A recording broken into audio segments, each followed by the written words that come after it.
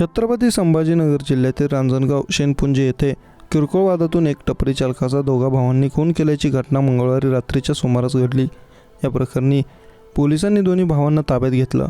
दरम्यान रांजणगाव शेनपुंजी येथील वाढत्या गुन्हेगारीमुळे नागरिकांमध्ये भीतीचं वातावरण पसरलं आहे। पोलिसांनी घटनास्थळावरून मिळालेल्या माहितीनुसार सुनील राठोड या टपरी धारकाचे किरकोळ कारणावरून दोघांशी वाद झाला। या वादाचे पर्यवसन मारामारीत झाले।